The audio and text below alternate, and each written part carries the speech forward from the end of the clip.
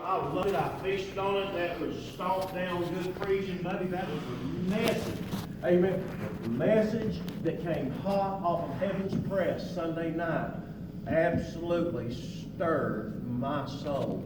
And Brother Michael, who really tried to apologize, I said, there is no amount of nothing in God's world. There is no amount of nothing that would pull me out from under that preaching Sunday night.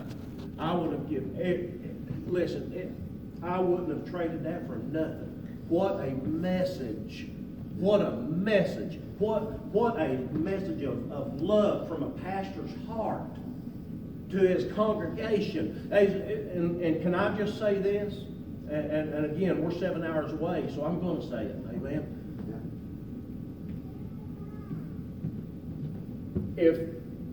If I would have tried to preach that message back at the old home church where we was pastoring, I promise you, and I ain't saying this to be mean, but I promise you that message would have went over like a dog in a wedding. I'm telling you that they couldn't have handled it. They could not have handled it. They would have choked all over that. They would have choked all over it. Thank God that we've got some mature Christians sitting in here, and I say, and I mean that. Thank God that we've got some maturity in South Haven Baptist Church that will sit and recognize that a pastor is not being mean and cruel and vicious, but that he's loving on you, and that he loves you so much and cares so much for your soul, and he cares so much for your babies.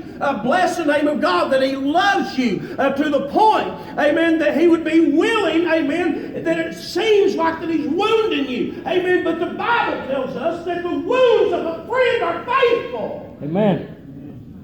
Thank God. Amen. Listen, there are churches all over this country, amen, that got a bunch of no good or wouldn't. Listen, churches I wouldn't walk from here to the other side of the road, amen, to listen to one stinking thing they had to say. Amen. Ain't no more called of God. Amen. I believe they called, but I don't think from God. Amen, preacher. Amen. Right. Amen. Ain't got nothing good of God to say.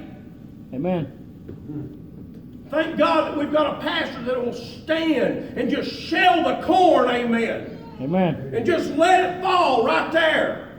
Yeah. And love you all the way through it. Why did I get off on that? I thought, I don't want to just and I'm not going to re-preach that. I can't.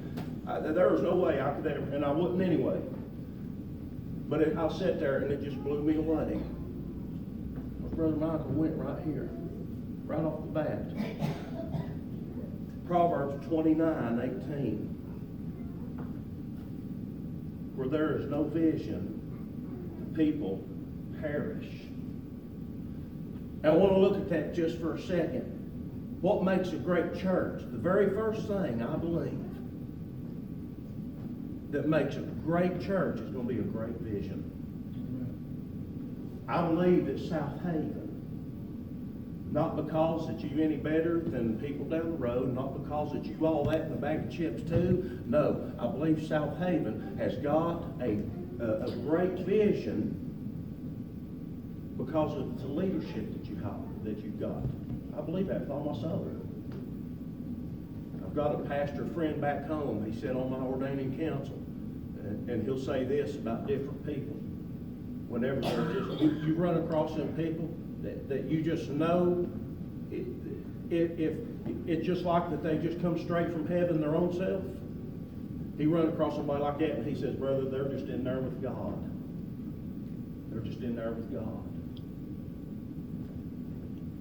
There ain't a doubt in my mind that our pastor spends time in there with God. Amen. I believe that. Where there is no vision, the people perish. We've got to have a great vision. How do we do that? I want to look at great first. Great simply means considerably above the normal or average. And it don't even say just above the normal or average. No, it says considerably. Great is considerably above the normal or the average. If we're going to have anything great, then it's going to be so much more considerably above whatever it is we're looking at. You go out and buy you a car, and you look at a